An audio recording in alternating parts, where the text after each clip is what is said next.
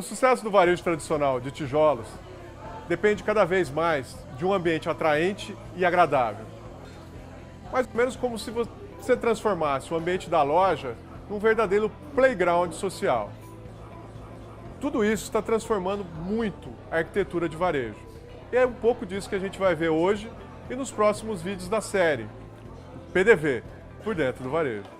Para falar com a gente sobre arquitetura de varejo e as novas tendências desse segmento, nós convidamos o José Antônio Henrique, o Zé, sócio fundador da Estúdio Zé Arquitetura, membro do Retail Design Institute, reconhecido com diversos prêmios, entre eles a IDEA, o Best New Store do RDI, prêmios da BF, entre muitos outros. Ele tem clientes bem conhecidos, Hugo Boss, Vivo, The North Face, Fogo de Chão, Billabong, só para citar alguns. Inclusive a gente está aqui num restaurante, num projeto fantástico dele. Zé, muito obrigado por ter aceitado o nosso convite para falar um pouquinho do teu negócio, dos teus projetos. Prazer é meu, obrigado pela oportunidade, é sempre bom falar um pouquinho. Zé, qual que é o ponto de partida de um projeto de design de varejo? Acho que primeiro a gente entender para quem é, né? Antes do produto e tudo mais. Para quem é, onde ele está, né? Como é que a gente forma esse environment. Essa é a primeira coisa a se entender, né? Qual é a proposta do negócio propriamente dita, quais são os propósitos da empresa, tentar entender esse DNA para a gente poder desenhar. Isso é fundamental em qualquer tipo de projeto, seja ele para calçado, para comida, para equipamento, qualquer coisa. Até um prestador de serviço também, né? Acho que a primeira coisa para se pensar é isso. A gente pensa muito no cliente, a quem se destina. Acho isso muito importante. Zé, traduz um pouquinho o que você chamou de DNA.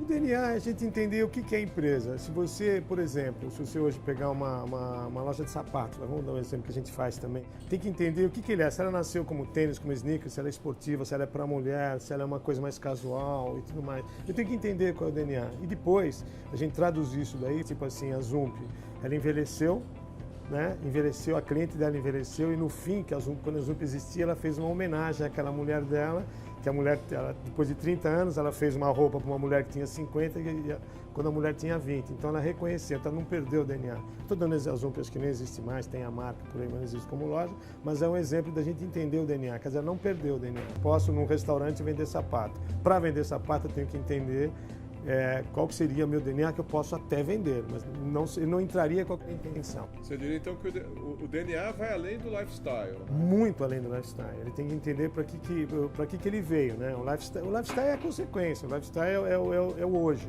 é o que está acontecendo hoje, o lifestyle também muda, né? Inclusive, isso daí é uma coisa que eu queria falar. Eu acho muito importante, eu acho assim que hoje no varejo, acho que é a primeira vez na história que você tem 3 gerações que estão consumindo. Nunca aconteceu isso, né?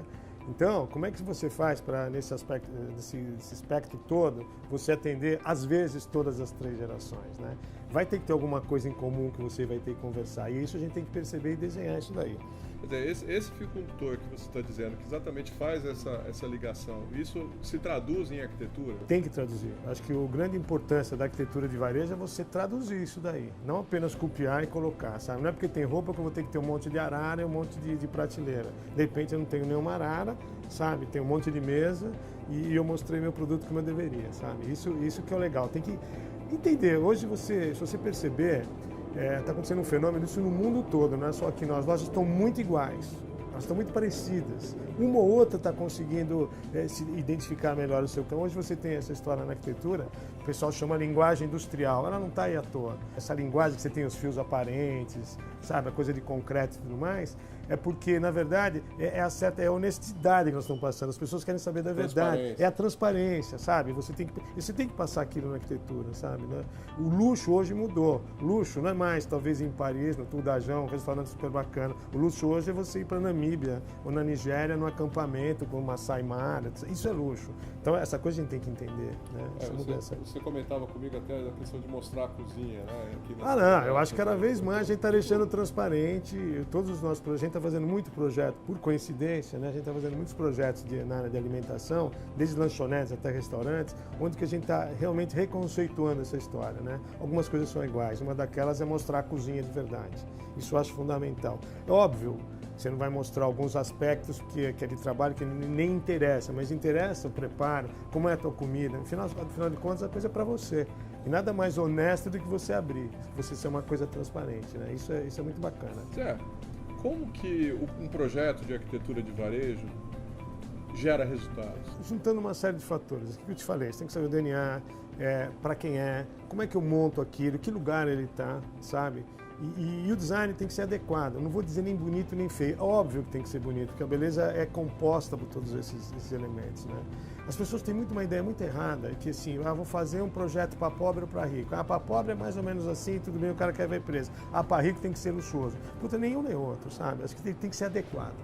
Então, o projeto, o cara tem que, o cliente tem que olhar e se sentir pertencendo àquele mundo. Acho que esse pertencimento é uma coisa que a arquitetura tem que fazer, sabe? Passar essa mensagem do pertencer. Então, o cara, a pessoa, o cliente vai entrar e vai entender que aquilo é para ele. Assim como ele recebe um prato de comida, assim como ele pega um sapato, ele pega uma roupa, tem que pertencer. E se tiver um propósito e ele se identifica com aquele propósito, eu tenho que mostrar aquilo de alguma maneira. Ou através de uma tela, ou através de um expositor. Em algum lugar eu tenho que mostrar o propósito, sabe? Explicar que hoje a gente fala assim, que não tem mais aquela história, vou falar que meu projeto é sustentável. Eu não preciso falar, porque o projeto tem que ser sustentável, sabe? Isso é uma ideia global, entendeu? É que nem você duvidar do aquecimento global, entendeu? Essa dúvida é uma dúvida política, não é técnica, sabe? O aquecimento global está aí. Os ursos polares estão lá estão entrando da Sibéria, daqui a pouco estão em Moscou, sabe? E não é só isso. Que eu velejo, a gente veleja um pouquinho e vê a sujeira que está na água, sabe? Aquelas manchas enormes de lixo. Então, sustentabilidade já não é mais um ponto para você só mostrar, você tem que ter. Então, quando a pessoa entra, ela já tem que saber, não tem que ter plaquinha. Zé, eu visitei uma loja que eu gostei muito, que chama E Other Stores, acho que é do grupo H&M. E ela tem um visual bem diferente no interior. É um desenho extremamente nórdico, vamos dizer assim, ela é dinamarquesa, né? Então ela lembra muito um ateliê e ela reforça muito a imagem do cliente, né, vestindo aquilo. Aquela imagem grande de pertencimento. Os móveis... Ela cria aquela conexão. Cria uma conexão. Aquela cara de ateliê que eu falo, que você reparar até as mesas, tem alguma mesa de corte lá, é uma coisa super interessante. Você sentir dentro do processo que você quase que monta a tua roupa. Não é verdade, mas quase monta. Você sente uma coisa bem legal. É uma luz tênue. Você tem uma cara gostosa na loja, dá vontade de comprar, a mulherada compra. E outra história, ela é incentivada pelos todos os moods que tem da coleção na loja, que eu acho super interessante.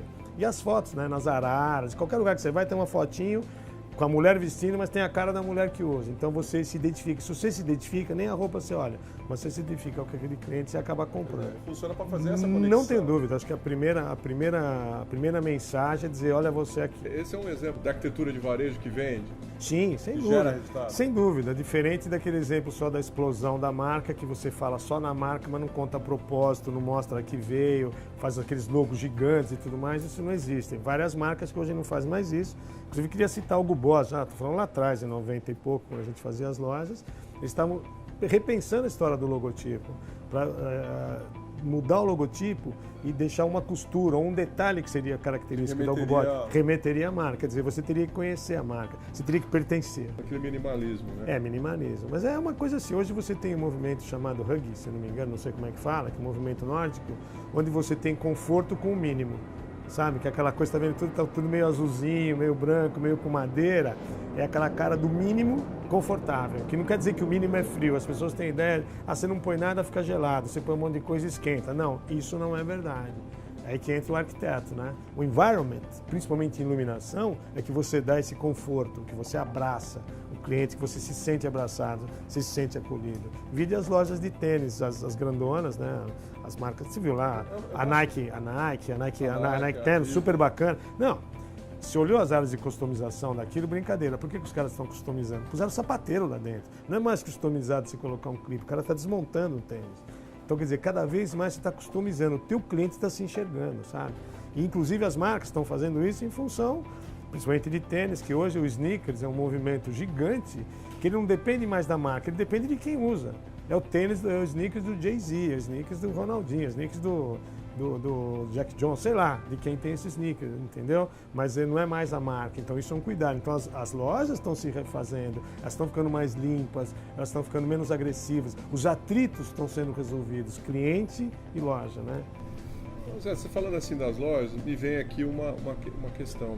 Quando que o projeto de arquitetura de varejo encontra o visual merchandising? Tem que nascer junto. Não existe essa de você fazer um projeto e vem alguém lá e coloca. Primeiro que visual merchandising não é decoração. Muita gente pensa que é colocar roupinha e vasinho. Não é. Visual merchandising é uma coisa muito mais séria. Nasce no projeto, a gente pensa no escritório. Hoje a gente tem uma parceria muito grande com a Ana Costa, que é a nossa sócia, né? Onde a gente trabalha com branding também e com o VM. Então os projetos a gente nasce em conjunto, a gente discute aquilo na mesa.